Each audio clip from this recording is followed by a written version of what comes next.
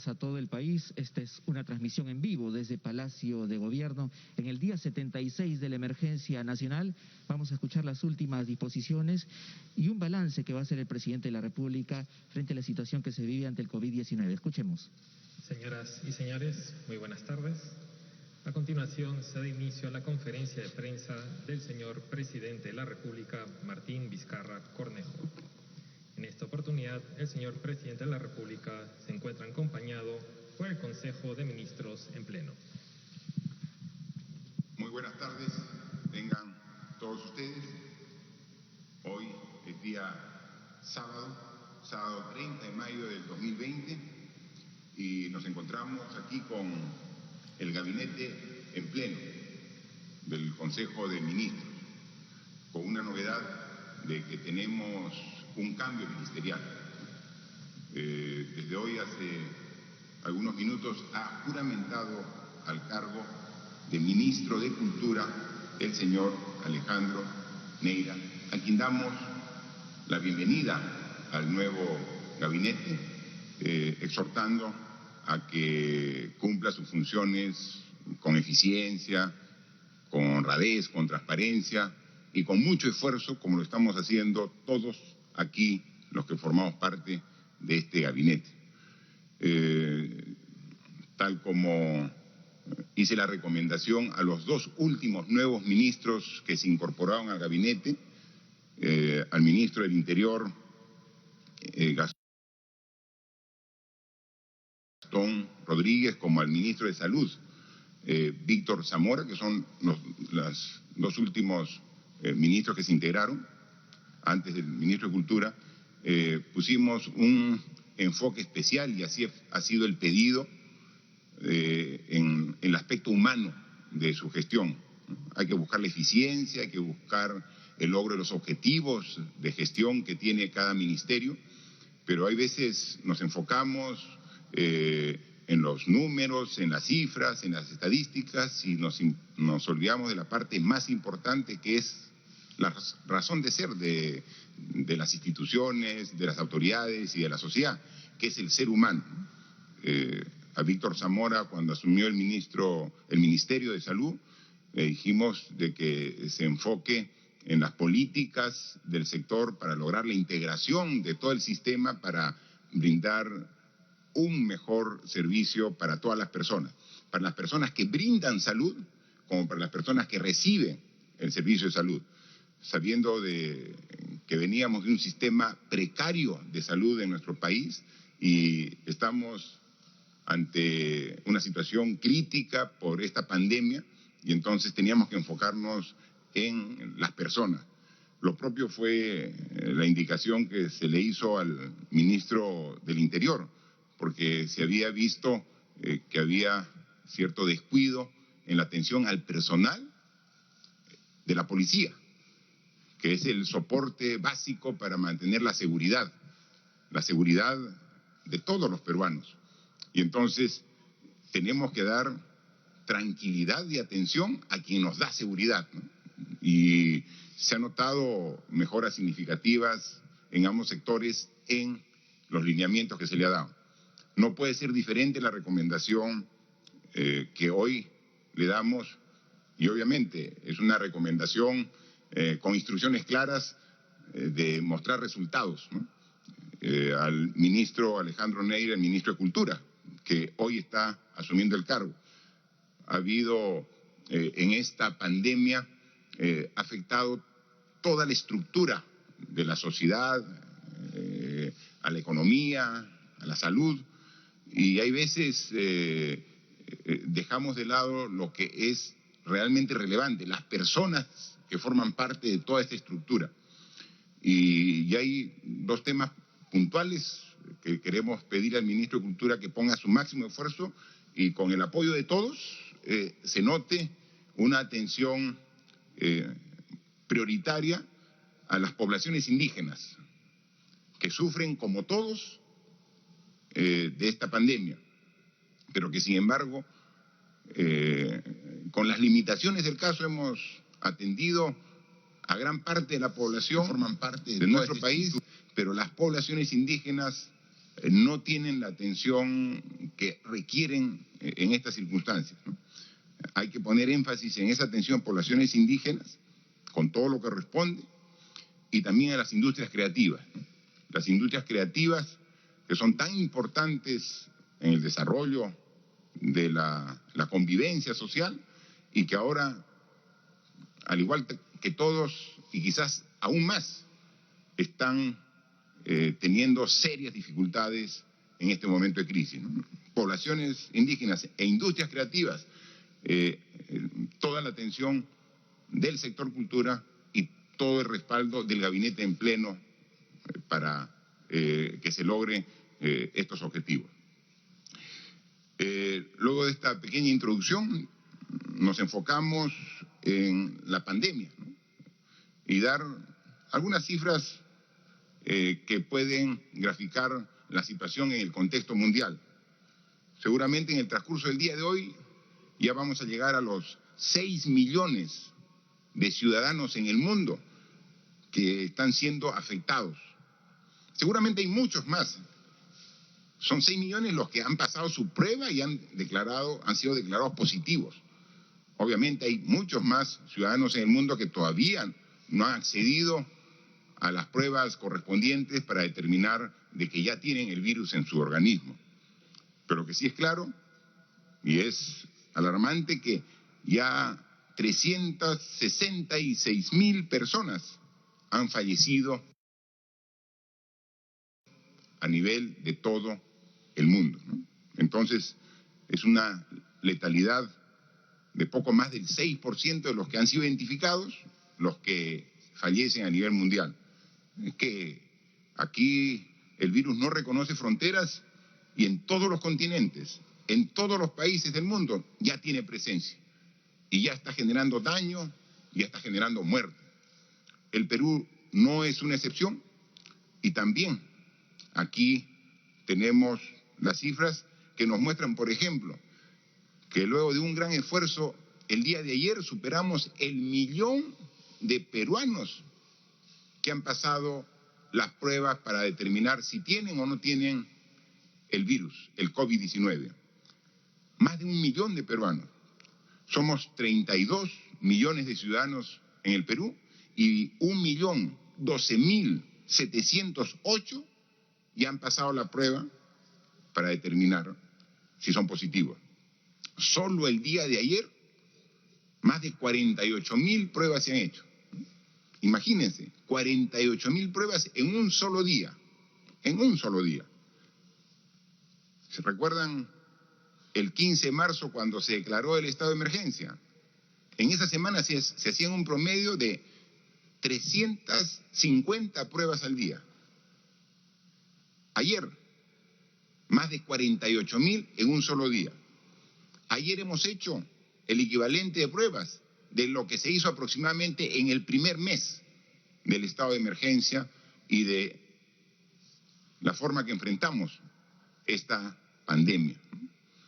Y entonces cuando aumentamos de esa manera la cantidad de pruebas, también aumentan proporcionalmente la cantidad de personas positivas, ¿no?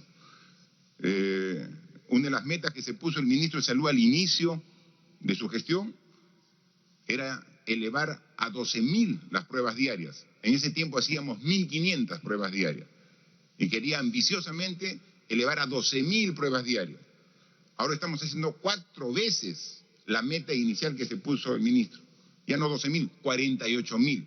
Y el promedio semanal de las últimas semanas son más de 30.000 pruebas diarias.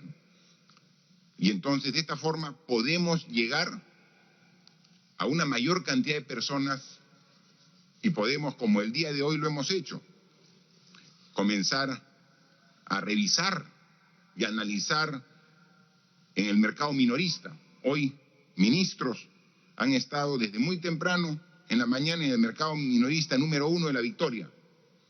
Han estado en el paradero de Punto Nuevo en el Agustino, en el paradero Caquetá, en el distrito de San Martín de Porres. Han estado en San Juan de Miraflores, en Ate y en el Callao. Y ahora, cada día, cada semana, comenzamos a hacer pruebas a sectores específicos para que quede claro cuál es el nivel de positividad que tienen estos sectores y el potencial contagio que tienen. Empezamos con los mercados y vimos que el promedio está entre 50 a 60%. Y entonces la intervención es fuerte en los mercados para que no sean esos centros de contagio, como eran sin la intervención del municipio, que es quien regula y fiscaliza los mercados, pero con la participación del Ministerio de Agricultura para ayudar a ordenar y lograr que se pueda atender a los clientes de los mercados, pero con seguridad. Luego seguimos en los paraderos del sistema de transporte urbano, y ahí vimos de que el porcentaje de contagios estaba entre el 15 y 30%. Es un poco menos que los mercados, pero es más riesgoso de contagio, porque el que vende en el mercado está estacionario, está ahí en su puesto, pero el que está en un paradero se va a trasladar varios kilómetros dentro de la ciudad. Y si es positivo, está trasladando el virus varios kilómetros, lo está transportando el virus al igual que se transporta el pasajero. Y entonces ahí tenemos que maximizar las medidas de seguridad en los buses, en el transporte urbano, para evitar que se sigan los contagios. Y lo estamos haciendo, pero siempre requerimos el apoyo y el respaldo de la población para lograr esos objetivos. Hoy se ha hecho especialmente un control a través de pruebas en choferes de los camiones, en lo que se conoce como la carga pesada. Esos camiones que trasladan la carga a los centros comerciales, a los mercados, o también los camiones que trasladan la carga a los puertos. En el caso de Lima, al puerto del Callao, desde donde se recoge carga o se lleva carga para la exportación.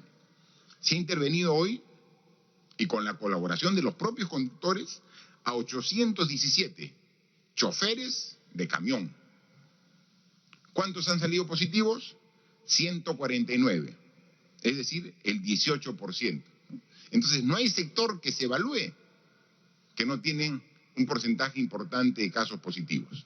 Entonces lo que nos obliga a ser mucho más esforzados en observar y respetar las medidas que hemos dado.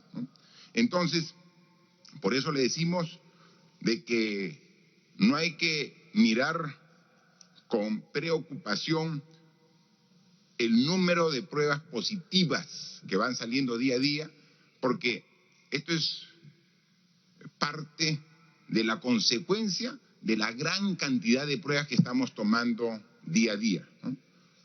Queríamos llegar a 12.000, llegamos a 20.000, hemos estado 30.000, ayer 48.000 pruebas, lo que hace más de 1.012.000 personas muestreadas, y de las cuales 155.671 están como positivos. Pero también lo que hay que destacar, así como hay 155.000 personas positivas ya dadas de alta en los hospitales, es decir, los que han superado la enfermedad y que nuevamente se incorporan a su labor diaria.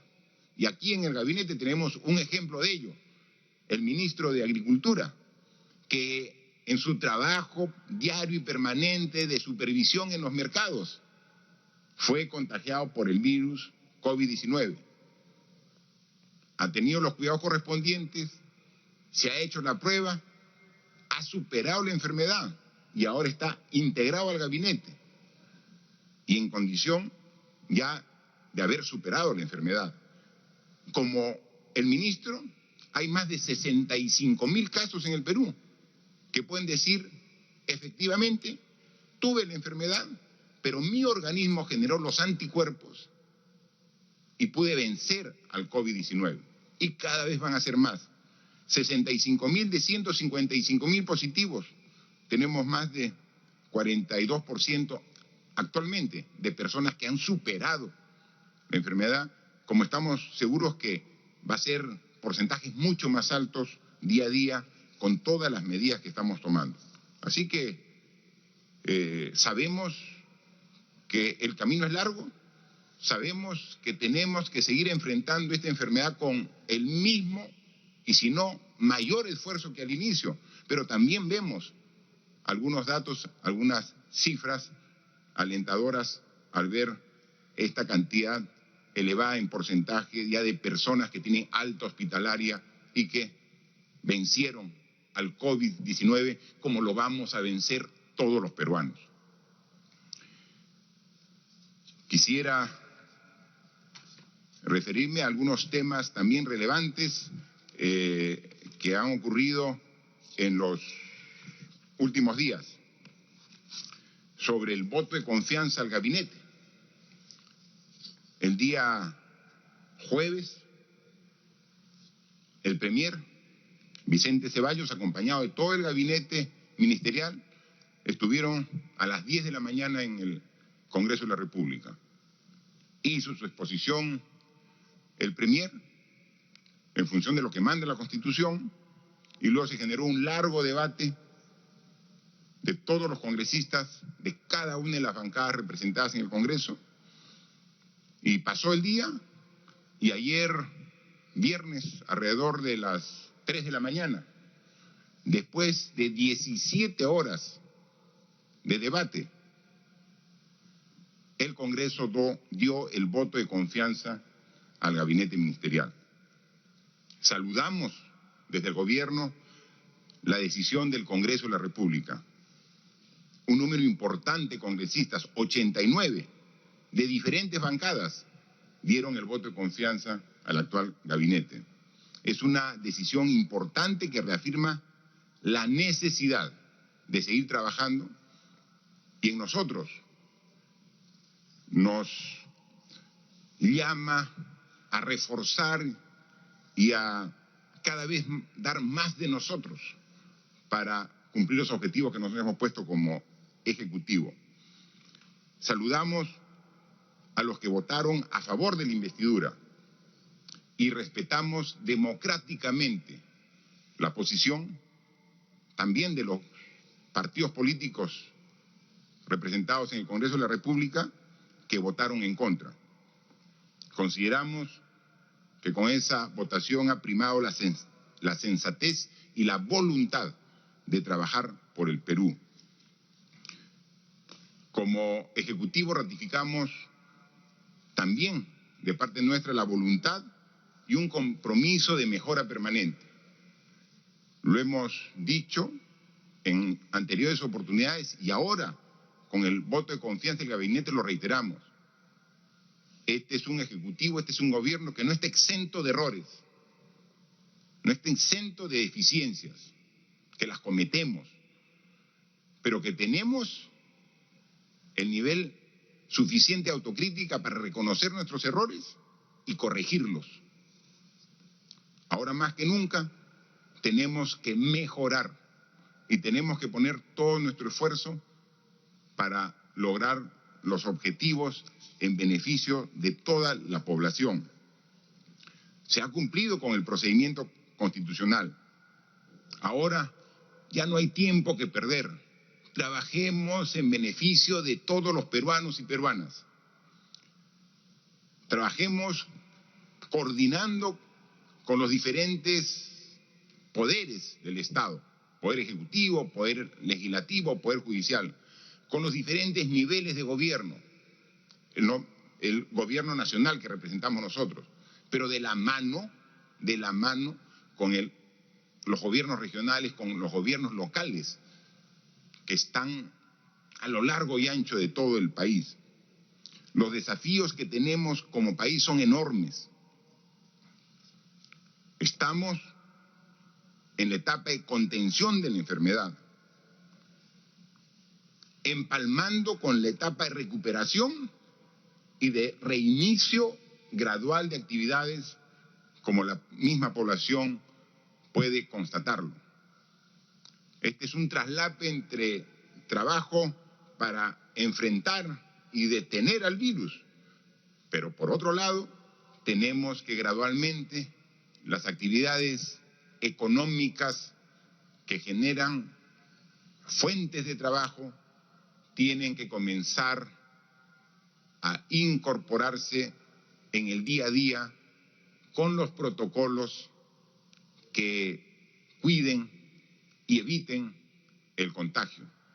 Esto lo venimos haciendo y ya se comienzan a notar las primeras señales de este reinicio de actividades en algunos factores que vamos tomando en cuenta. Al estar el día jueves en el Congreso de la República, el gabinete nos lleva nuevamente a la reflexión de este trabajo de interacción entre Ejecutivo y Legislativo, que es básico y fundamental, y que se refleja, por ejemplo, en las reformas del sistema de administración de justicia y en las reformas del sistema político. Recuerden ustedes que desde el año 2018, que asumimos el gobierno, pusimos énfasis en estas reformas. Hemos convocado a profesionales competentes, experimentados, y tenemos estas reformas, las cuales incluso han sido avaladas mayoritariamente por la población en el referéndum que hicimos en diciembre del año 2018. Entonces, no podemos dejar de lado las reformas. No podemos que con el pretexto de que estamos enfrentando esta enfermedad, dejamos de lado las reformas. Se tiene que con todo el esfuerzo combatir y derrotar al COVID-19, pero simultáneamente debemos seguir trabajando las reformas para fortalecer nuestra democracia.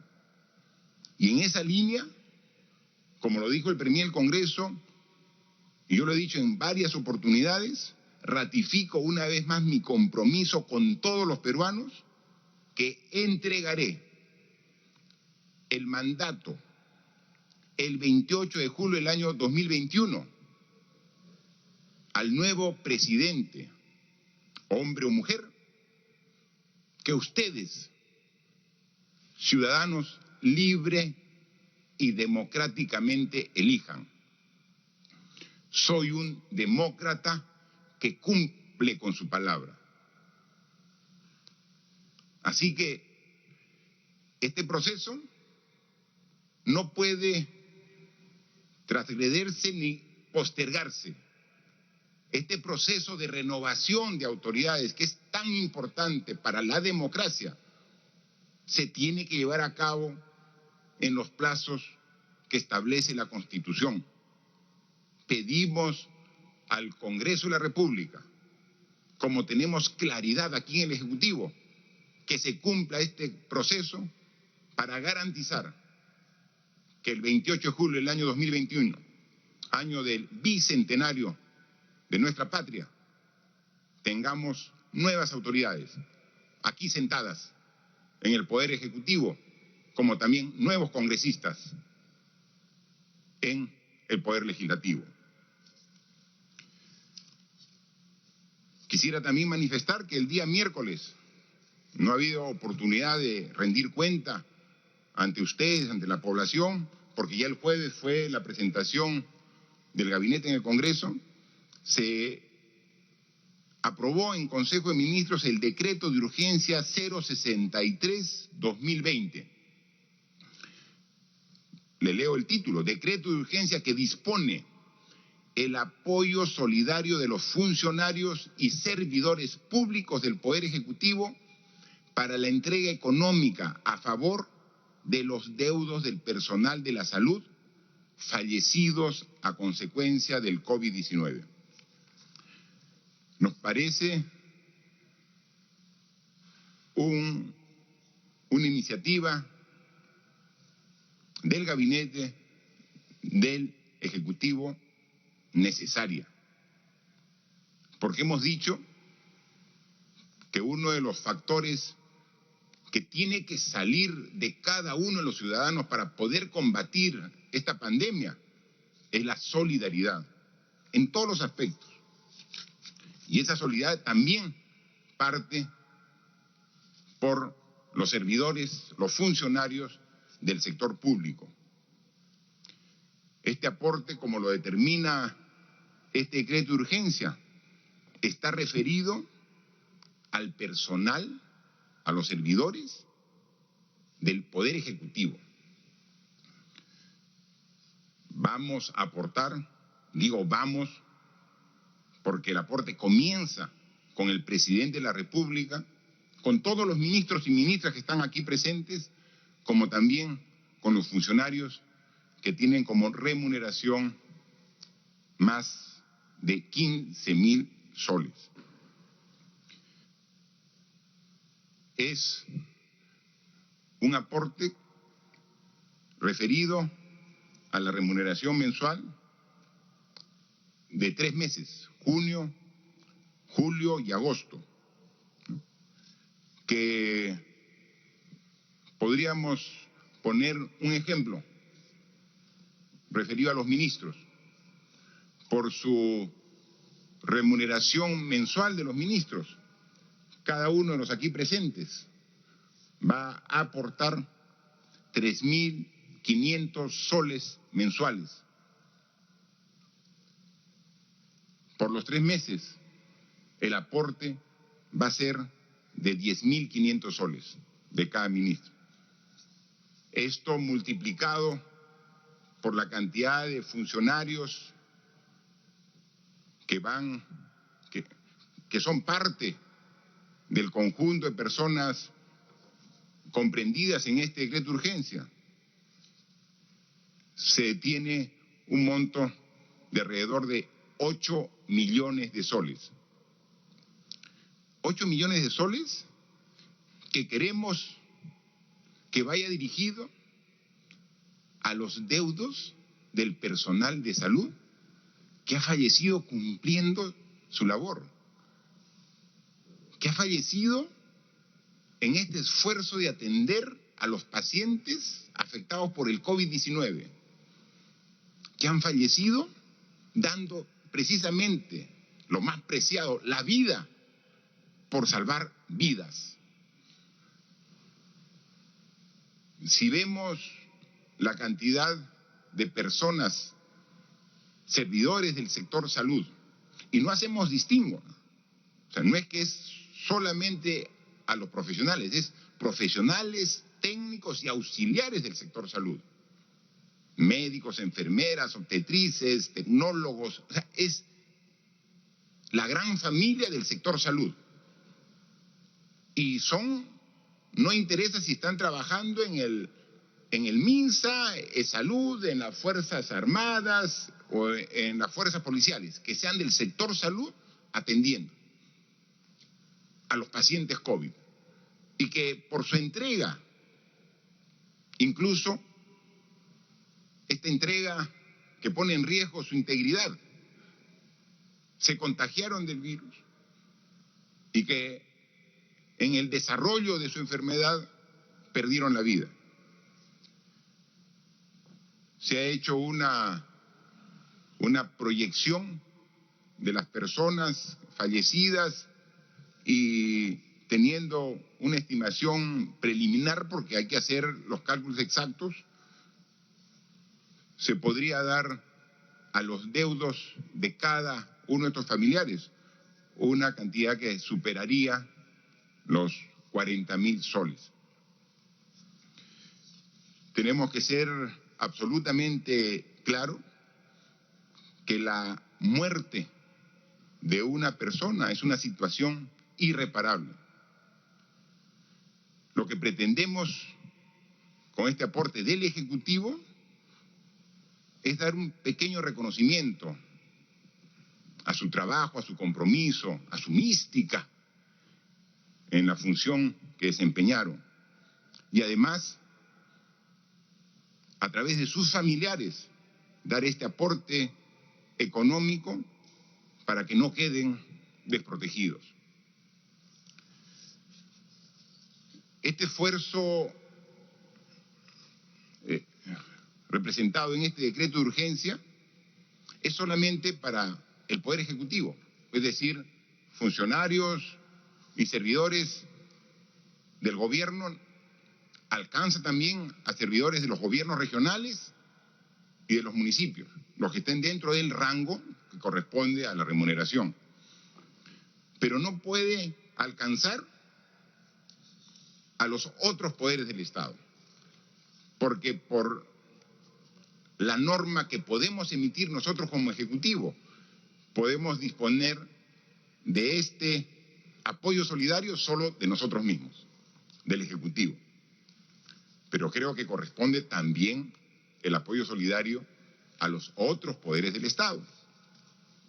Por eso, a través de una tercera disposición complementaria del decreto de urgencia, dice que se autoriza al Poder Legislativo, a los congresistas, al Poder Judicial, como hacía los organismos constitucionalmente autónomos, Tribunal Constitucional, Defensoría del Pueblo, Contraloría General de la República, entre otros, para que puedan hacer lo propio. Nosotros no podemos disponerlo porque no tenemos esa potestad, no tenemos esa facultad. Depende ya de ellos. Nosotros hemos tomado la decisión, más aún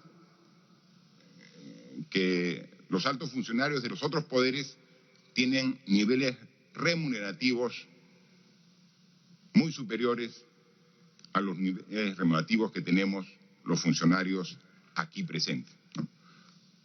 Vamos, y le hemos encargado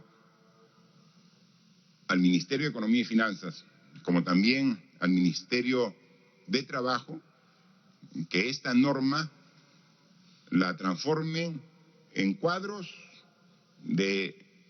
donde claramente se determine el número de funcionarios afectos a la aplicación de este decreto de urgencia, el monto que corresponde a cada uno, el total, para a través de la análisis que se haga de todos los servidores de salud, ajustar la cifra exacta, pero como se ha hecho un análisis preliminar, sería superior de un aporte económico de más de 40.000 soles a las familias de los deudos de esta primera línea de combate al COVID-19.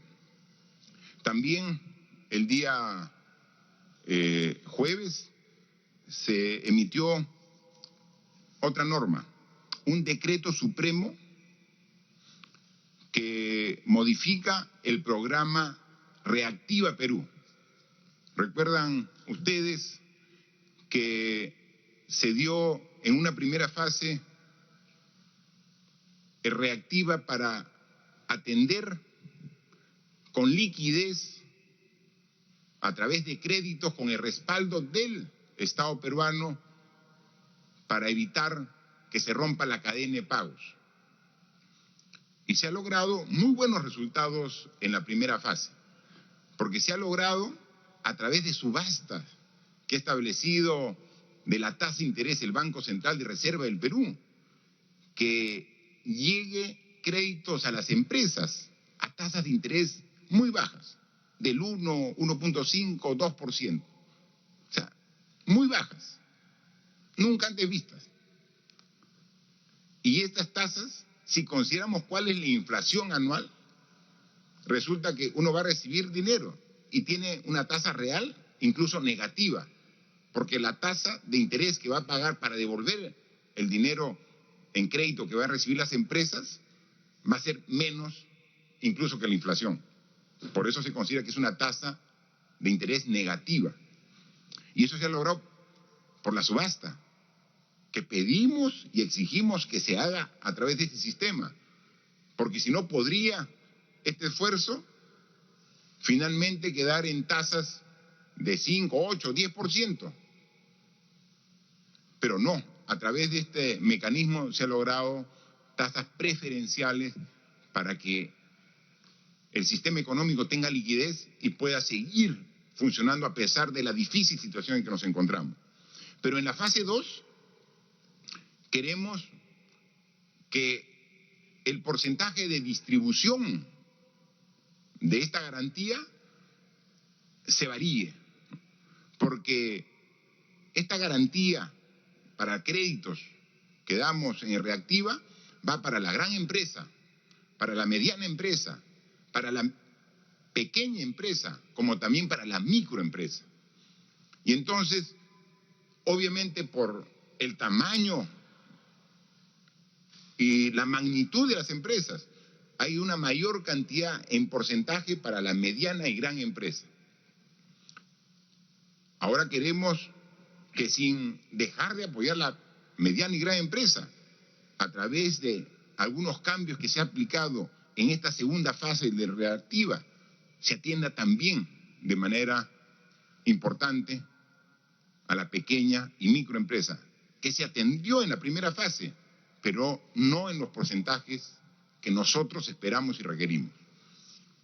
Estaremos haciendo el seguimiento correspondiente para que se pueda beneficiar a todos.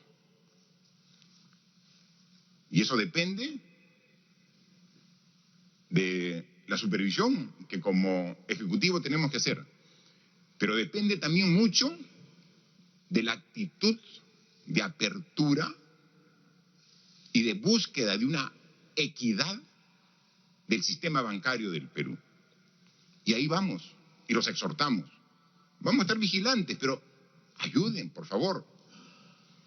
Tenemos que llegar con el crédito que requieren las empresas, pero no solamente las empresas que conocen el sistema bancario. No es que yo presto a las empresas que siempre hemos estado trabajando con ellas. Hay también empresas que no han sido parte de su cartera de clientes del banco que también requieren el apoyo. A ellos también hay que llegar.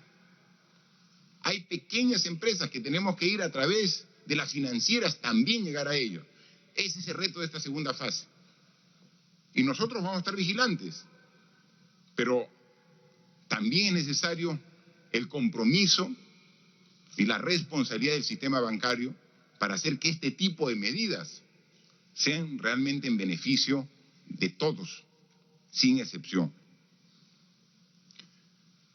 Recuerden que no solamente Reactiva, también tenemos programas específicos como el Fondo de Apoyo Empresarial MIPE, que van dirigidos específicamente a las pequeñas y microempresas de la MIPE para atender, y también seguirán fortaleciéndose, ¿no? Así que vamos a seguir con este trabajo.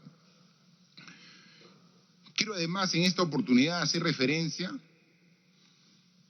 a un decreto supremo que dimos al inicio de nuestro gobierno. Parece tan lejos cuando empezamos nuestro gobierno. Han pasado tantas cosas en estos 2 años de gobierno que parece lejano ese 23 de marzo del año 2018 que asumimos nuestra gestión.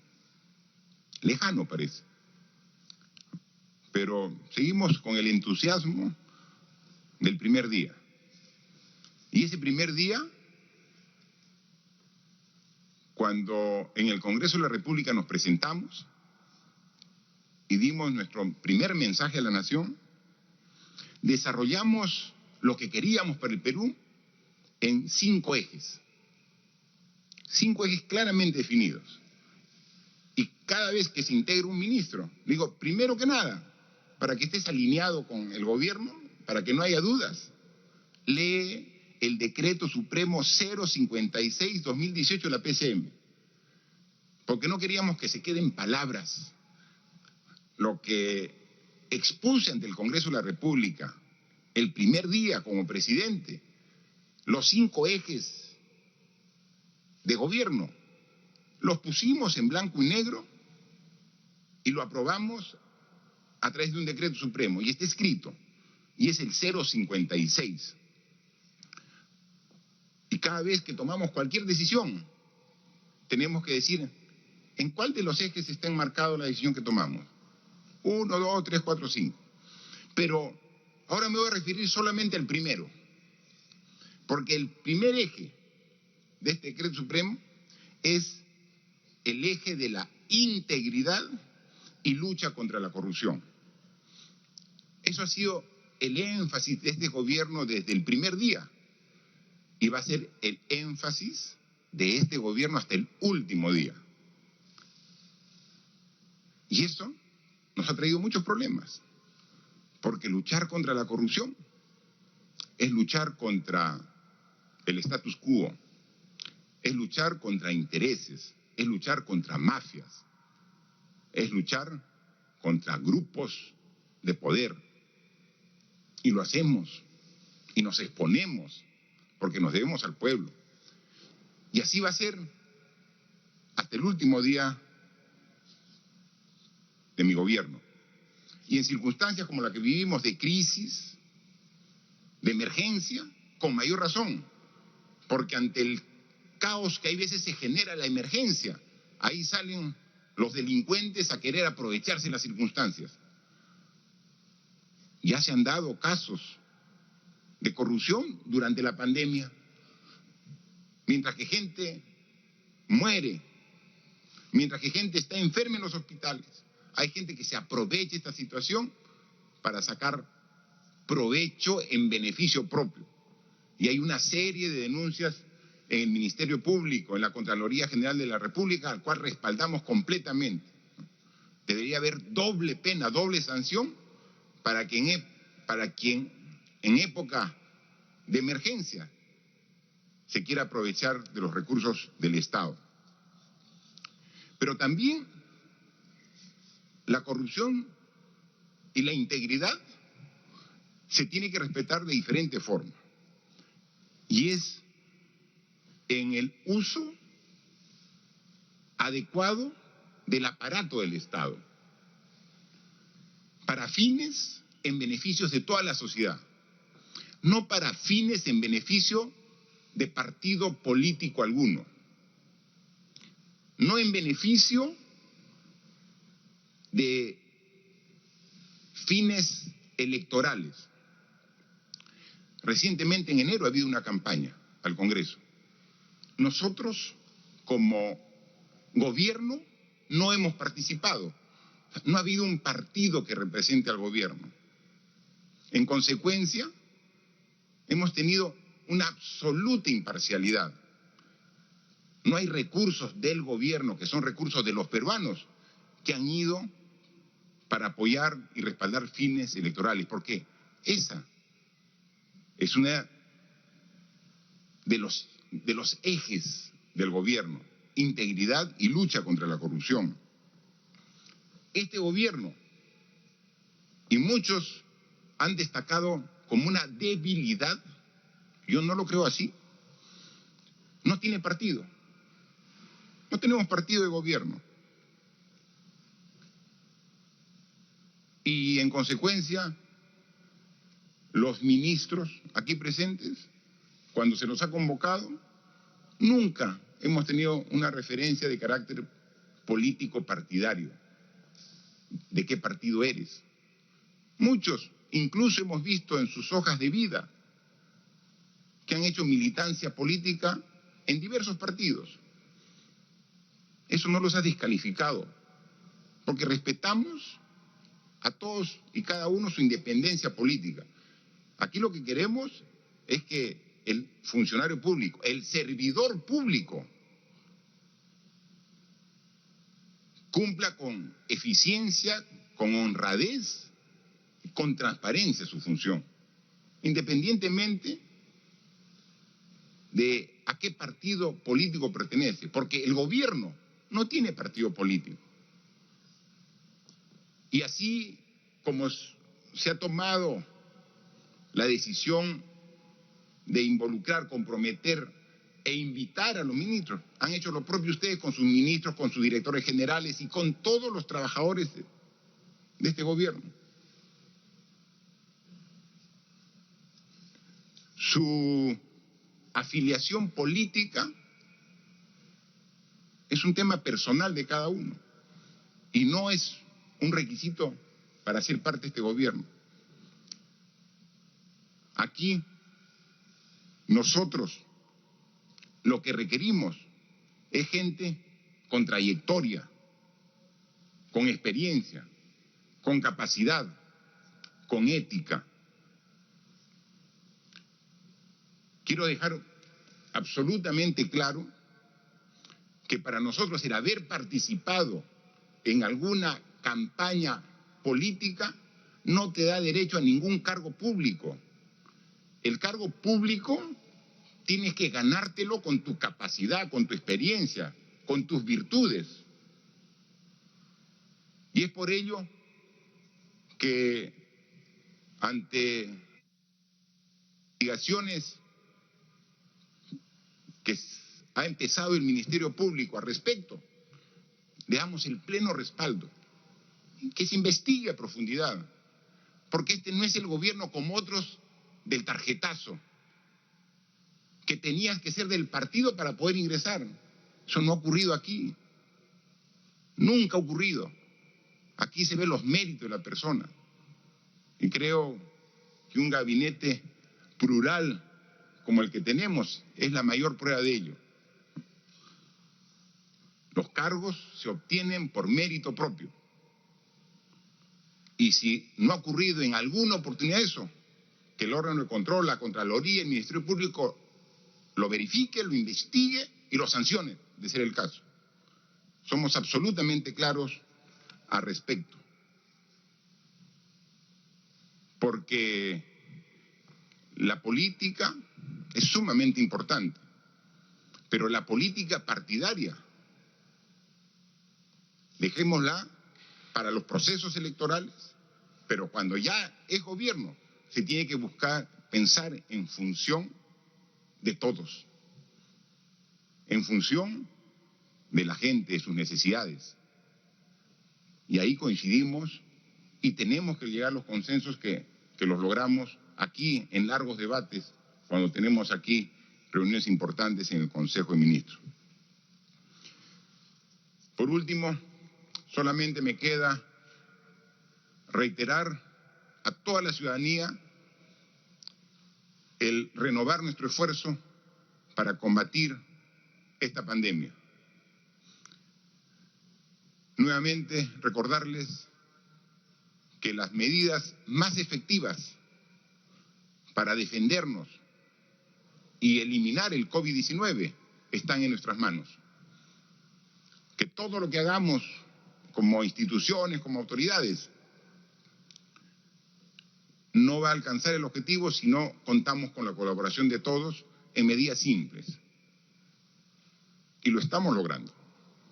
Pero tenemos mucho camino todavía por recorrer. Y lo hemos dicho. El distanciamiento, no menos de 1 metro. No menos de 1 metro entre persona y persona. Y aquí y donde estemos tenemos que respetarlo. En el mercado, en el banco, en el bus, en el transporte. 1 metro de distancia. Y si estoy fuera de mi casa, la mascarilla, fundamental.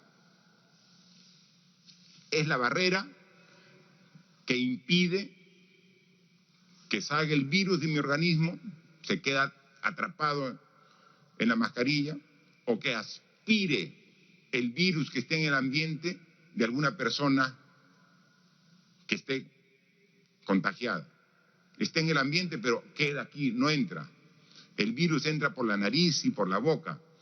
En consecuencia, la mascarilla tiene que cubrir nariz y boca. Tiene que proteger nariz y boca. Uso permanente cuando sales.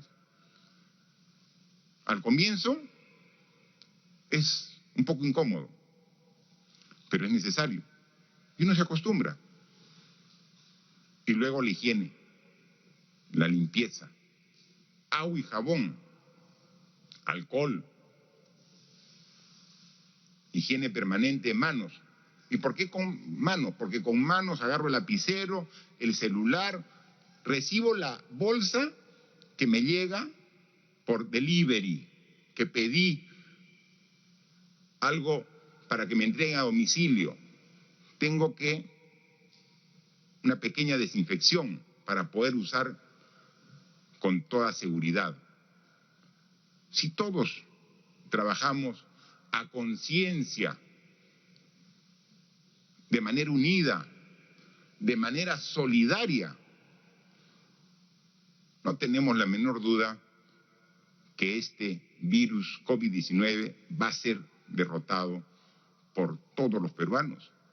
Y nuevamente, tengo la plena seguridad, como presidente de la República, pero como ciudadano de este hermoso y querido país, que combatido y derrotado el virus, vamos a salir adelante en la senda del progreso y desarrollo, que lo tenemos claramente definido todos los peruanos, porque así nos lo merecemos. Quedamos a disposición de las preguntas de los diversos medios de comunicación que hoy están presentes, por favor. Presidente, ministros, primera pregunta de RPP. Señor presidente, hace un mes, el miércoles 29 de abril, usted en conferencia de prensa afirmó que la estrategia de salud para combatir al nuevo coronavirus incluía a las clínicas privadas y dijo que el Estado correría con los costos.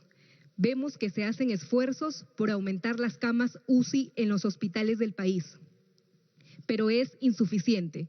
Y sin embargo, el presidente de la Asociación de Clínicas Privadas afirmó a RPP que el gobierno hasta la fecha no ha solicitado ninguna cama UCI a las clínicas, que sí tienen camas disponibles. ¿Siguen siendo las clínicas privadas parte de la estrategia del gobierno para combatir la COVID-19? Por favor, ministro de Salud, es una pregunta específicamente para su sector, por favor. Gracias, señor presidente. Muy buenas tardes. Todas las camas de todo el país están a disposición de todo el pueblo peruano. Y ese ha sido el precepto que hemos manejado desde un inicio en la estrategia La Salud nos une. El Comando COVID Nacional incorpora como uno de sus miembros a la Asociación de Clínicas Privadas, representada por el doctor Lambert. Me llama la atención si efectivamente esa es una adecuada transcripción de la entrevista del doctor Lambert, quien participa cotidianamente en las reuniones del Comando COVID. Nosotros lo que hemos planteado es el intercambio prestacional. El intercambio prestacional en estos momentos está en pleno proceso de implementación técnica, porque primero necesitábamos la ley habilitante, ya la tenemos, y ahora estamos en pleno proceso de desarrollo de la parte técnica, contable, financiera, entre todos los participantes. Eso no ha impedido que, por ejemplo, también en el sector público, en salud, Ministerio de Salud, las Fuerzas Armadas y Policiales, nosotros recibamos pacientes de otras instituciones, incluidas las que ya financiadas por los seguros privados. Porque entendemos que el paciente no puede esperar a que barreras burocráticas, financieras, impidan su acceso. En este momento lo que nosotros estamos observando es una dinámica muy fuerte de la epidemia en materia de requerimiento de hospitalización, incluido unidad de cuidados intensivos.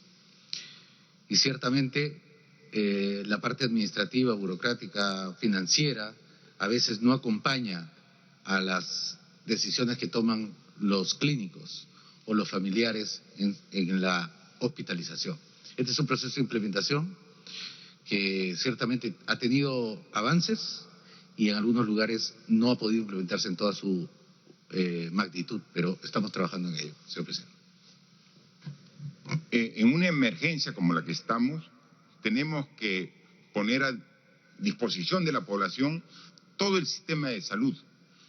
Entonces aquí estar trabajando por sectores aislados, esto es el MINSA, esto es el Salud, estas son las Fuerzas Armadas, esto son la Policía, estas son las clínicas privadas. O sea, no ayuda a encontrar una respuesta articulada. Como lo ha dicho, el comando COVID está integrado por representantes de todos los sectores. Y entonces tenemos que atender a la población en su conjunto. Ahora, lo que hay que ser absolutamente claro que la capacidad de respuesta para atender a pacientes COVID es mucho más grande del sector salud, del MINSA y de eSalud. Si sumamos la capacidad de todos los hospitales del Ministerio de Salud aquí en Lima, de todos los hospitales a nivel nacional que tiene el Ministerio de Salud y que están bajo responsabilidad de los gobiernos regionales, y de toda la capacidad de eSalud, es muy superior a la capacidad de atención de las clínicas privadas. Sin embargo, en el reporte que se hace todos los días se considera también cuál es la capacidad de atención de las clínicas privadas para poder atender. Lo que también ocurre es que muchos de los pacientes que tienen seguro particular propio y que tienen los síntomas y son declarados positivos, haciendo uso de su propio seguro, se va a su clínica y se va a atender. Y entonces, obviamente, ellos directamente buscan la solución al problema. Pero los ciudadanos en su conjunto, que no tienen ese tipo de seguro, van al sistema de salud, y lo que tenemos que mejorar, sí, este intercambio prestacional entre el sector público y el privado, para cuando haya una capacidad de atención en el sector privado y ya se agote coyunturalmente en el sector público, se pueda ir. Eso se tiene que culminar de definir para que pueda darse el servicio integral que estamos buscando.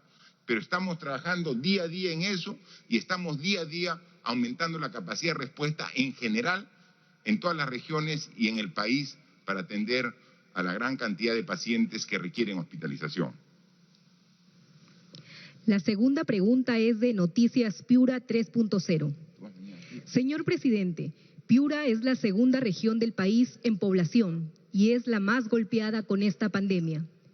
3 años después del fenómeno de El Niño, no avanzó la reconstrucción y no tenemos la infraestructura hospitalaria adecuada. Los ministros que han visitado la región dicen que en todo está bien, pero ya hemos perdido más de 500 vidas. ¿Por qué no visita Piura y mira usted esa realidad? ¿Qué tiempo debemos esperar los piuranos para tener al menos un hospital de alta complejidad? ¿Cuándo nos envían más pruebas y no solo rápidas, sino moleculares y oxígeno? La gente se sigue muriendo.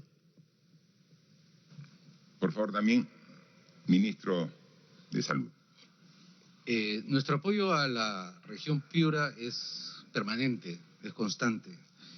Solamente el día de ayer, señor presidente, hemos enviado 5 ventiladores mecánicos con sus respectivos monitores.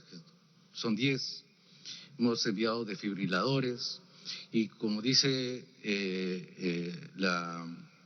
el medio de comunicación que pregunta, adicionalmente a las pruebas rápidas, hemos enviado un número de 15.000, hemos apoyado a la región con 3.650 pruebas moleculares. Aquí me quiero detener un segundito para ampliar de que las pruebas moleculares en el país nunca se han detenido, nunca se han dejado de usar y hemos incrementado más bien su uso a lo largo y ancho del país. Hemos ampliado el número de laboratorios que hacen pruebas moleculares a número de 15 y estamos constantemente con las regiones trabajando para que estos laboratorios moleculares se puedan difundir más en las regiones. Lo que nosotros tenemos es limitaciones de mercado, que es muy fluctuante, precios, calidades, que no nos permiten tener las pruebas moleculares en el volumen y la calidad que nuestro país necesita. Pero permanentemente estamos, por ejemplo, con el apoyo de la Organización Panamericana de la Salud, incorporando solamente a nuestro arsenal 150.000 pruebas moleculares que vamos a poner a disposición de todo el país en muy corto plazo, apenas lleguen al país. Por otro lado, en lo que se refiere al abastecimiento de oxígeno, ciertamente es una de las grandes dificultades que tenemos en Piura. Hemos ampliado los permisos para la operación de los productores de oxígeno local. Hay 2 empresas que incluso proveen a Tumbes. Estamos trabajando en la ampliación de las redes fijas de oxígeno para los hospitales de Santa Rosa, Sullana, Chulucanas y Talara. Y se está en el proceso de instalación de 2 isotanques, tanto en el Hospital Santa Rosa como en Sullana. En cuanto a la infraestructura, la mayor parte de la infraestructura planeada para esta región se encuentra bajo la administración de reconstrucción con cambios, tanto el hospital de alta complejidad como 2 hospitales generales y 14 centros y puestos. Tengo entendido que el día de mañana nuestro premier va a visitar Piura justamente para ver estos temas importantes que tiene la región y cuáles van a ser los siguientes pasos. Hablando al respecto sobre la visita del premier el día de mañana, yo le dejaría, por favor, que nos diga sobre esta ronda de visitas que hacen todos los ministros a diferentes regiones y obviamente las que usted lidera en las regiones que se va viendo una atención especial por las características del desarrollo de la enfermedad. Por favor, premier. Gracias, presidente. Sí, complementar inicialmente lo manifestado por el señor ministro de Salud. El día de hoy han arribado en horas de la mañana 50 ventiladores mecánicos, que son parte de un paquete de compra de 451. Hace unas semanas atrás llegaron 20 que han sido distribuidos. Estos 50 están en pleno proceso de desalanaje, que seguramente van a ser distribuidos en el transcurso de los próximos días, previa validación técnica. Es una preocupación constante y obviamente esperamos que en el más corto plazo podamos cerrar esta primera demanda. Lo segundo, en lo expresado también por el señor ministro de Salud, a instancia de este sector se viene impulsando toda una estrategia para la atención y sobre demanda que hay de oxígeno. A efecto hoy se ha designado como coordinador al doctor Jorge Luis Arce. Hemos tenido diversas reuniones por encargo de su despacho presidencial con distintos proveedores nacionales. Se ha autorizado inclusive que se flexibilicen unos procedimientos administrativos para poder estar importando oxígeno tanto de Colombia, Ecuador como Chile, proyectándonos también a demandas futuras. Efectivamente, estamos hace unas semanas atrás visitando de manera personal los días domingos distintas regiones del país. Estuvimos inicialmente en la ciudad de Iquitos y la última semana hemos estado en Loreto, acompañado de un grupo de señores ministros, para verificar in situ el estado situacional, cuáles son las carencias que se tiene, conversando no solamente con las autoridades sectoriales o regionales, sino también con la propia comunidad organizada. Llevamos el mensaje constructivo del país de una permanente articulación y disposición y también llevamos insumos que se requieran. Es importante destacar, presidente, que para el día de mañana, que se tiene programado un viaje a la ciudad de Piura, también visitaremos algunos distritos y provincias de dicha región. Me están acompañando 4 señores ministros, 2 viceministros. Asimismo, también está yendo un funcionario de salud, como el jefe de su salud y también el comandante general de la policía. ¿Y por qué la necesidad de una presencia articulada de distintos sectores? Porque no solamente vamos a escuchar, sino también en el proceso de verificar in situ cuál es el estado de avance de implementación que los lineamientos, especialmente en salud, se vienen dando desde el sector central.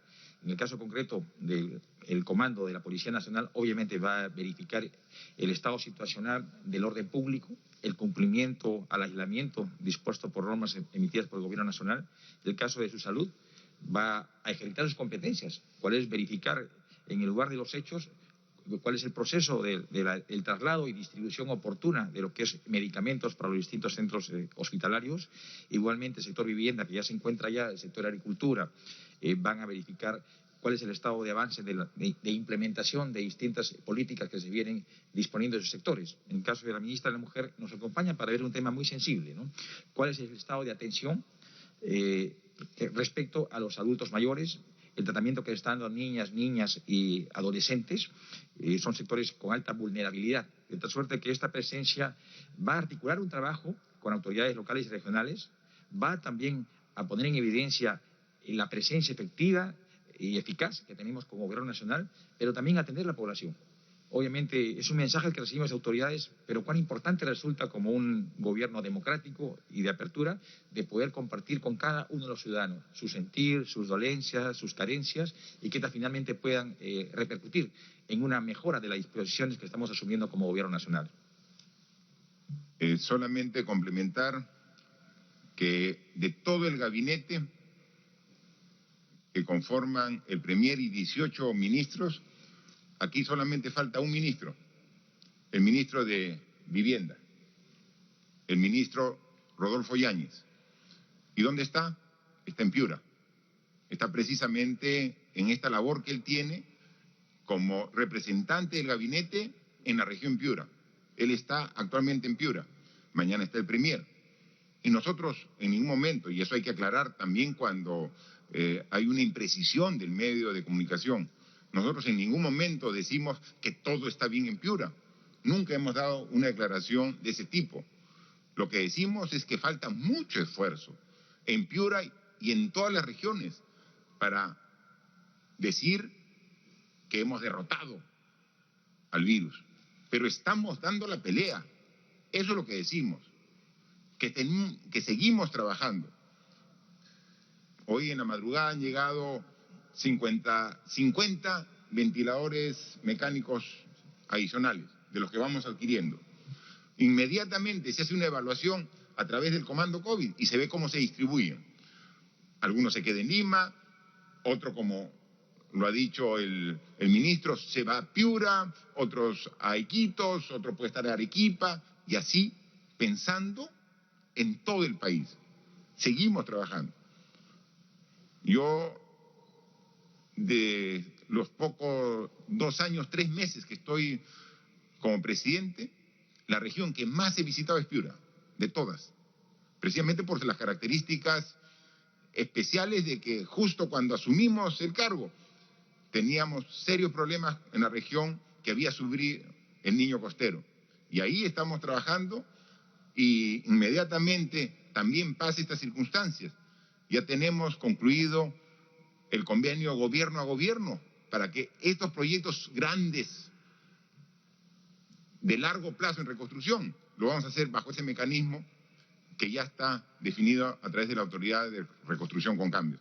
Así que aquí lo que tiene que haber es un esfuerzo común entre los piuranos, sus autoridades, con todos los funcionarios de gobierno, los ministerios que estamos trabajando. Mañana el Premier, yo estoy seguro que va a tener una reunión fructífera con autoridades y con personal también de salud, no para decir que todo está bien, precisamente para identificar los problemas y para juntos solucionarlos con mucho esfuerzo. Tercera pregunta de IDL Radio. El Tribunal Constitucional ha declarado inconstitucional el sistema penitenciario y obliga al Ejecutivo a elaborar un plan en 90 días y que determine un presupuesto para una reforma integral. ¿Cumplirán la sentencia? ¿Ya han determinado el presupuesto y cuentan con ese plan? ¿Las autoridades actuales del INPE y del Ministerio de Justicia tendrán la capacidad para hacerlo? Ya que la sentencia del TC ha puesto en evidencia que ni el Poder Ejecutivo, ni el Congreso, ni el Poder Judicial han sido capaces de ponerse de acuerdo. Es una exhortación que refiere a esta decisión del Tribunal Constitucional, que nuestro ministro de Justicia puede decir el esfuerzo que como Ejecutivo estamos haciendo al respecto. Por favor, ministro de Justicia. Sí, señor presidente, muchas gracias. Efectivamente, habría que decir varias cosas en relación a lo solicitado. En primer lugar, mostrarnos de acuerdo con la parte resolutiva de la sentencia del Tribunal Constitucional, y digo la parte resolutiva porque la sentencia en su conjunto todavía no ha sido publicada, pero teniendo en cuenta los mandatos que ahí se establecen, habría que decir lo siguiente, ¿no? En primer lugar, que el tribunal ha hecho una declaración al decir que existe un estado de cosas inconstitucional, para que se pueda entender qué significa este término, significa que existen razones estructurales de fondo que han impedido que el sistema penitenciario en su conjunto pueda lograr niveles adecuados de deshacinamiento. Y estas razones estructurales se deben a diversas causas. Esa es la declaración que ha hecho el Tribunal Constitucional en términos técnicos. Y eso es correcto. Y es correcto porque en 15 años, en los últimos 15 años, el sistema penitenciario ha sido declarado 4 veces en emergencia a partir del año 2005, justamente con la finalidad de poder lograr el deshacinamiento. Pero a pesar de que ha sido declarado 4 veces en emergencia para lograr ese objetivo, más bien el efecto ha sido al contrario, es decir, que se ha incrementado la población penitenciaria de manera sostenida en esos últimos 10 años o 15 años, alrededor de 51.000 internos. Hay que mencionar también que el Tribunal Constitucional en su parte resolutiva hace una afirmación muy importante con la cual coincidimos y hemos venido diciéndolo desde el inicio de la pandemia, que existen obligaciones expresas en relación a todos los poderes públicos, no solamente al Poder Ejecutivo. ¿Y por qué? Para que se pueda entender a la ciudadanía. El Poder Legislativo porque es quien elabora las normas, quien establece dentro del marco de todas las conductas sociales cuáles son aquellas conductas que ameritan una persecución penal, y además establece cuáles son las penas, y además establece cuáles son y quiénes son los internos o las personas que tienen o no tienen los beneficios penitenciarios. Esto obviamente impacta directamente sobre el nivel de hacinamiento en las cárceles. En segundo lugar, el Poder Judicial, quien interpreta y quien aplica las normas que da el Congreso de la República, y además quien decide con determinados criterios cuál es el nivel de utilización de las prisiones preventivas en nuestro país. Y entonces por eso es importante que exista una reflexión también al interior de ese poder del Estado. E incluso el propio Tribunal Constitucional, quien a través de los habeas corpus contra resoluciones judiciales se puede pronunciar en relación a los niveles de hacinamiento, como lo ha hecho en esta sentencia en el caso concreto. Y además el Poder Ejecutivo porque quien administra y ejecuta la pena en el caso concreto. En relación a la segunda parte de la pregunta que hace mención al tema del plan y la política, habría que decir que esta política actualmente se encuentra, ya no es nueva, ya se está elaborando y se está actualizando en el marco del Consejo Nacional de Política Criminal. Y no solamente en el marco de este Consejo para 5 años, señor presidente, sino en el marco de 20 años. ¿Por qué? Porque justamente se ha pensado y se había pensado y ya se estaba elaborando la política previa a la sentencia del tribunal con mucha anticipación para reducir primero los niveles de hacinamiento, en segundo lugar para incidir sobre las condiciones en las cárceles y sobre el personal penitenciario, en tercer lugar para tratar de forma sistémica el tema de la seguridad penitenciaria, el tema de los programas intra y extramuros, el tema de mejorar la gestión y la información en el marco del sistema de justicia y el sistema penitenciario, y finalmente el tema de los servicios postpenitenciarios. Actualmente esta política se estaba ya actualizando antes de la declaratoria de emergencia y además se va a revisar con especial atención aquellos aspectos que en el actual contexto de emergencia han agudizado más algunos factores. Primero, el tema de la seguridad penitenciaria debido a los motines. Segundo, todo el sistema de salud. Y tercero, la generación de información e interconexión de los penales a nivel nacional. Eso es todo, señor presidente, que tengo que informar. Muchas gracias, ministra. Siguiente pregunta. La cuarta pregunta es de Diario Ojo. Presidente Vizcarra, con mucho respeto, ¿no es un engañamuchachos insistir en que hemos llegado a la meseta si a diario se baten récords de contagio y los pronósticos del Colegio Médico y de la misma jefa del Comando COVID, Pilar Macetti, no son precisamente auspiciosos?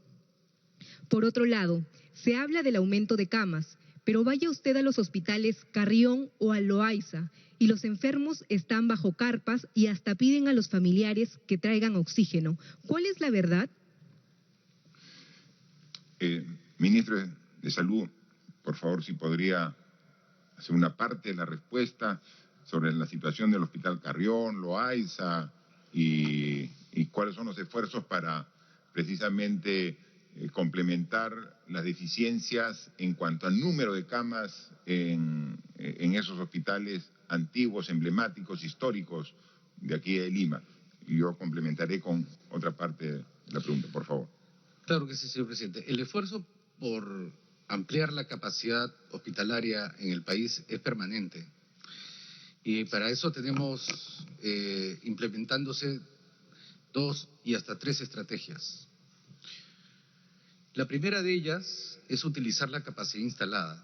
En el Perú existen más o menos 40.000 camas hospitalarias. De estas, obviamente no podemos retirar a todos los pacientes de los hospitales porque tienen otras afecciones que son no COVID. En esa capacidad hospitalaria que hemos recuperado y puesto a disposición para COVID se encuentran las 10.000 camas que hoy día estamos utilizando.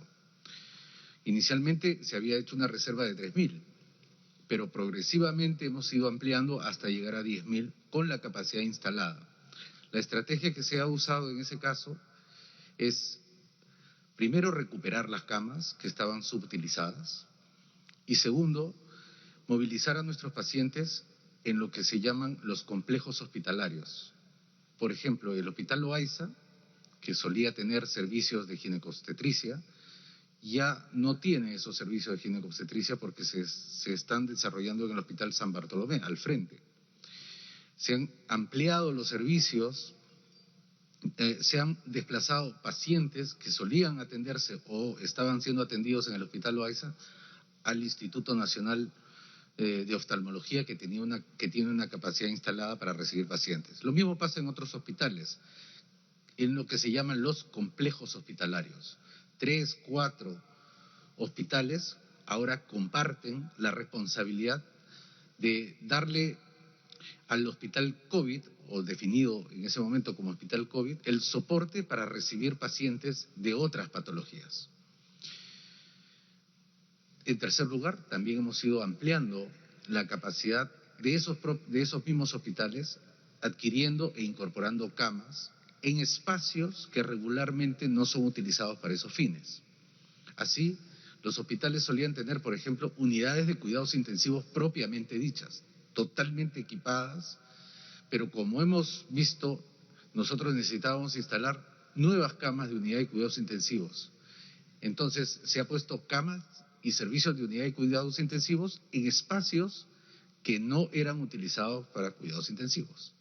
De esa manera, hemos podido triplicar, cuatriplicar y hasta quintuplicar el número de camas de unidad de cuidados intensivos en hospitales, como el Hospital Loaiza, que solía tener 6 camas, y ha ido incrementando esta aproximadamente a 24 en este caso. Y otros hospitales, como el Hospital Cayetano Heredia, ha incorporado camas de unidad de cuidados intensivos. Hemos tenido que sacar a nuestros pacientes del Hospital Noguchi para que el Hospital Noguchi, que es un hospital básicamente para salud mental, ahora sea utilizado para pacientes COVID y no COVID. Entonces, eso es lo que estamos haciendo en relación con reorganizar nuestro sistema. Y a lo cual se ha agregado permanentemente nuevas camas. Esta semana hemos incorporado 842 camas del Hospital Mongrut de Salud, hemos incorporado 30 camas solamente el día de ayer en el Hospital de Ate para hospitalización general, y vamos a abrir la próxima semana en el Hospital de Ate servicio de ginecobstetricia, servicio de cirugía y servicio de pediatría y neonatología COVID dentro del Hospital de Ate, que ahora también es el hospital emblemático que está atendiendo a los pacientes de Lima Metropolitana. Pero es cierto, llegan momentos, como el día de ayer o hoy día mismo, donde el límite de las camas UCI llega al máximo de su capacidad instalada. Para eso ya usted ha anunciado una segunda fase de incorporación de camas en todo el país que permitirían duplicar la capacidad hospitalaria y también la de las unidades de cuidados intensivos llegar hasta un número de 2.000 en unidades de cuidados intensivos. Eso, señor presidente, independientemente de los esfuerzos locales.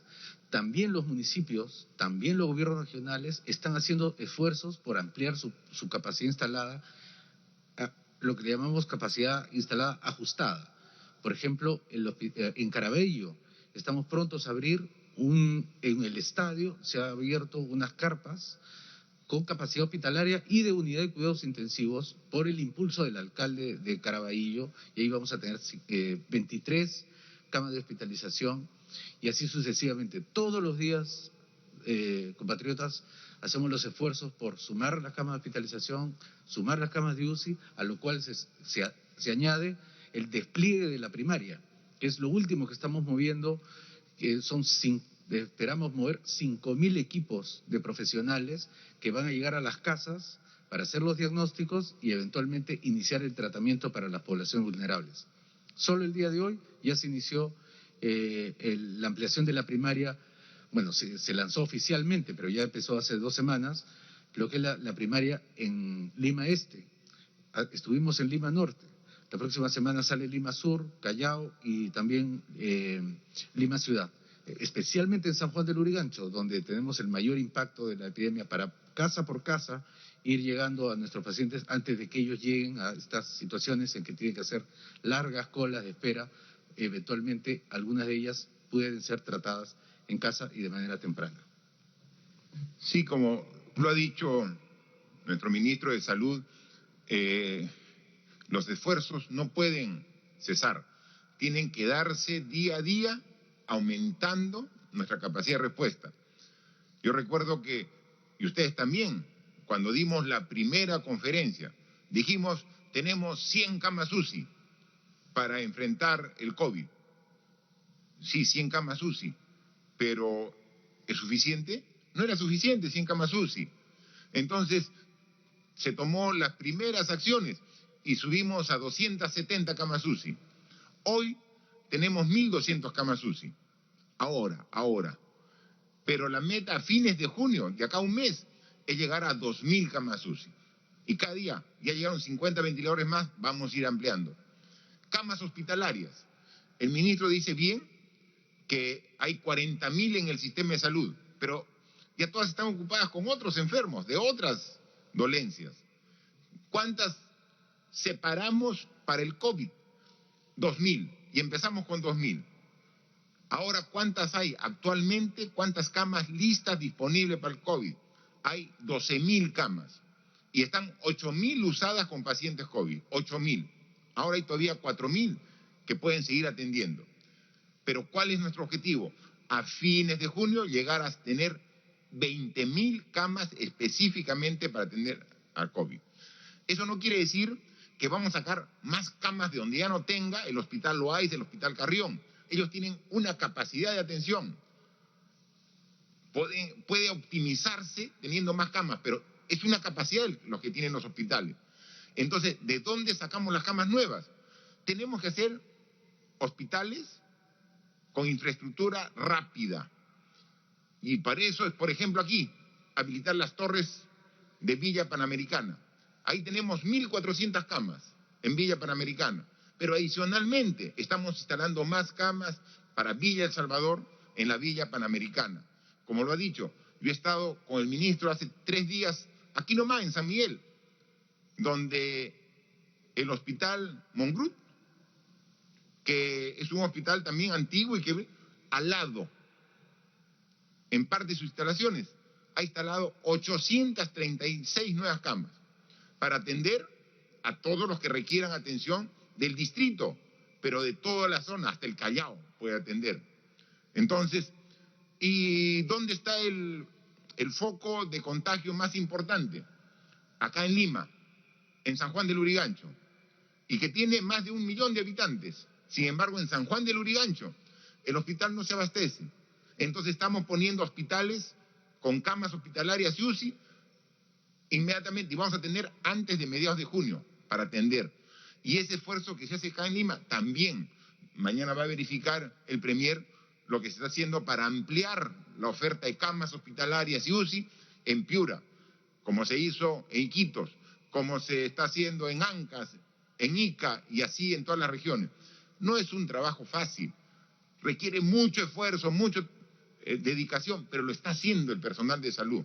O sea, con las limitaciones, pero estamos trabajando. Por eso, nosotros cuando decimos que tiene un proceso y un desarrollo la curva. Nunca damos informaciones de carácter triunfalista, porque esa enfermedad no te permite que le cedas 1 centímetro en su combate. Y hemos dicho que este es un trabajo de largo aliento. Hemos tenido 3 meses de la curva, sube. Los propios especialistas que dicen la meseta, eso te da confianza y triunfalismo de ninguna manera, porque todavía el camino es largo y así lo sabemos y así lo enfocamos en cada una de nuestras acciones. Hay mucho camino por recorrer. Una pandemia de las características del coronavirus COVID-19 no es una enfermedad que se la supera en 15 días, un mes. Toma 6, 8 meses. Estamos recién por el 50%. Tenemos que trabajar mucho más y estamos con toda la fuerza y energía de seguir enfrentando el reto hasta derrotar al COVID-19. Lo vamos a hacer. Última pregunta de Radio Americana de Moquegua. En la focalización de hogares, el gobierno ha mostrado serias deficiencias para la entrega de bonos. Hay gran número de ciudadanos que no han sido considerados y ya no tienen plata para seguir en esta cuarentena. Hay quienes plantean que se haga entrega de un bono para todos los peruanos mayores de 18 años, exceptuando a los que tienen recursos e ingresos altos como los funcionarios del Estado. ¿Es posible implementar esta alternativa? Moquegua está realizando el doble de pruebas por 100.000 habitantes que la ciudad de Lima. A la fecha, la tasa de infección en Moquegua es de 2.78%, una de las más bajas del país. Y si bien en letalidad estamos en 11 por millón, otras de las más bajas, la ciudadanía de Moquegua ha guardado las medidas que usted ha encomendado. La tendencia de infección y letalidad es hacia la baja en Moquegua. Entonces, ¿por qué no se impulsa los sectores claves de la economía, minería y agricultura, construcción y servicios, Sauder y Quellaveco, para reactivar la economía? ¿Qué más tendríamos que hacer para contar con el apoyo de reactivación de nuestra economía, donde la población sigue al pie de la letra sus recomendaciones? Hay ciudadanos de Moquegua que opinan que el gobierno de Martín Vizcarra aún no está dejando grandes obras como para recordarlo en la historia. ¿Cree que aún está en deuda con su región? Bueno, Radio Americana, como es de Moquegua, ha hecho 3 preguntas. Hay que contestarlas. Por favor, la ministra de Desarrollo e Inclusión Social, si nos puede responder la referido a los bonos y cuál es el nivel de avance en las transferencias y todavía qué se va a hacer para poder incluir a los hogares que aún no están incluidos en los padrones que se están ejecutando. Por favor, ministra. Presidente, sí. Como ya lo he anunciado y relatado en otras preguntas y en otras entrevistas, el Padrón General de Hogares del Sistema de Focalización de Hogares cumplía una misión, que era de afiliar a usuarios que querían ingresar a programas sociales. El usuario iba a la municipalidad, se le hacía una ficha, se verificaban las condiciones vía sistemas administrativos o visita a su casa y se declaraba una clasificación socioeconómica. Por lo tanto, y siempre lo hemos dicho, ese padrón no era completo. Pero ese padrón ha permitido pagar hoy a 6 millones de hogares. El proceso de pago ya está andando para 6 millones de hogares, de los cuales han cobrado 3.8 millones de hogares y esperamos completar la próxima semana 5 millones. No negamos las dificultades que ha habido, lo hemos comentado varias veces y por eso hemos creado hoy el Registro Nacional de Hogares, que es un registro que incluye a todas las personas con DNI, a todas las personas que han estado en el censo 2017 y al Padrón General de Hogares. De tal manera que nos da una lista mucho más grande y completa del país. Ese padrón se está trabajando y para eso se ha creado una plataforma que es Registro Nacional de Hogares, donde las personas que no han recibido o consideran que han debido recibir deben inscribirse. Y a la fecha ya tenemos a partir de esa plataforma 2.8 millones de hogares más constituidos o conformados, lo cual completará el padrón del bono universal, que incluye todos los bonos, más estos hogares que estamos trabajando.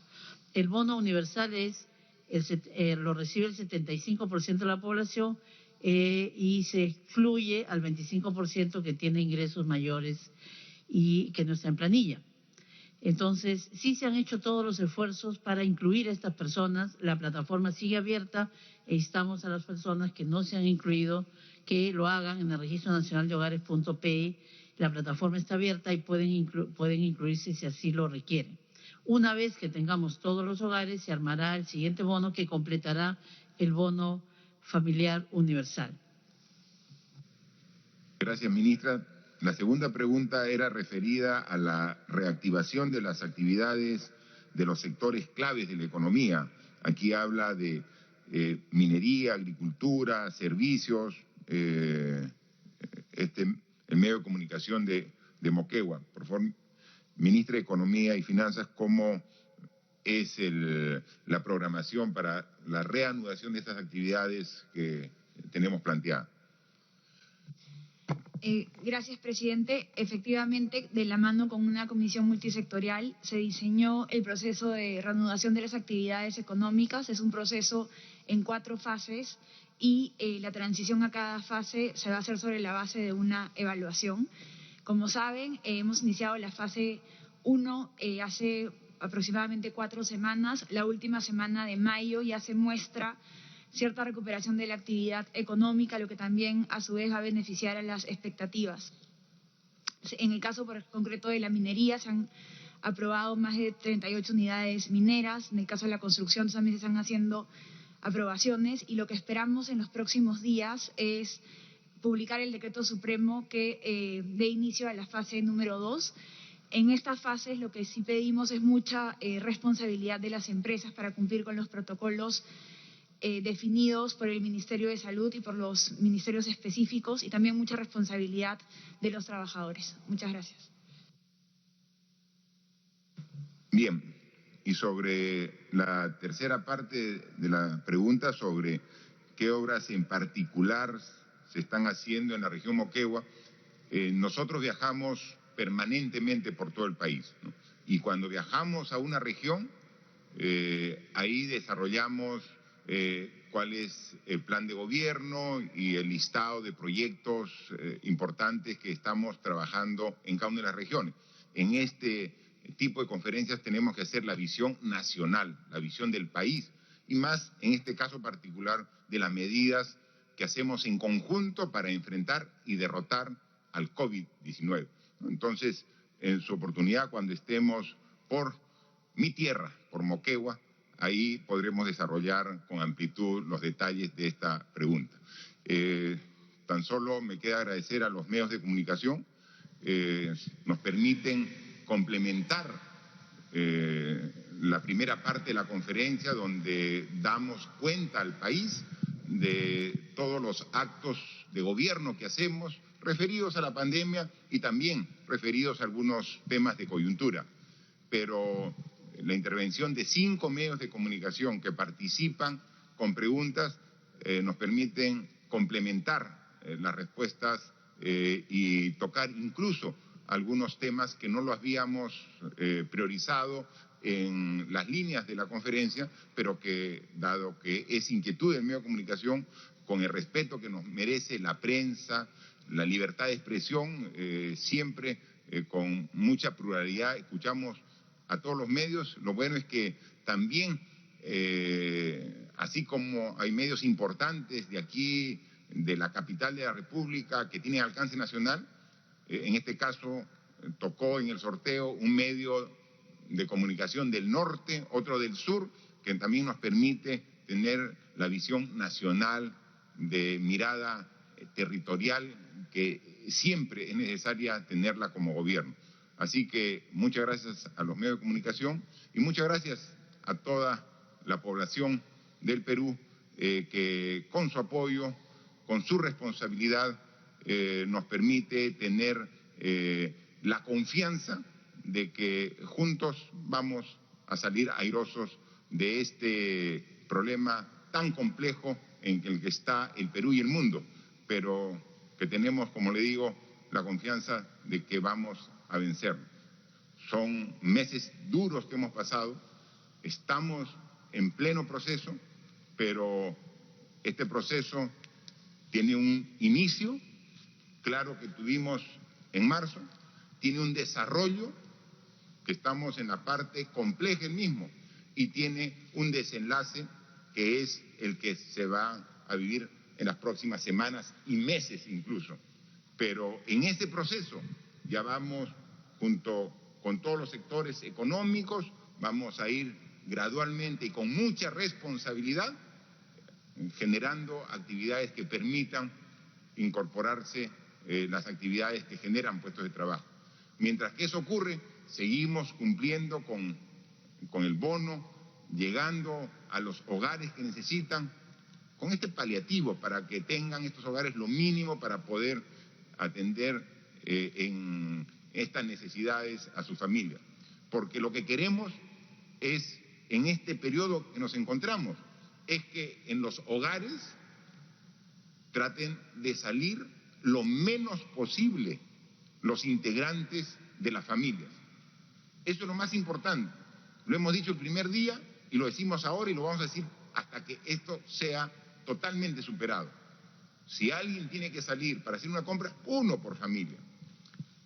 Hay que cuidar a las personas vulnerables, a las personas adultas, mayores, a ellos hay que cuidarlos, que se queden en la casa, que no salgan de la casa.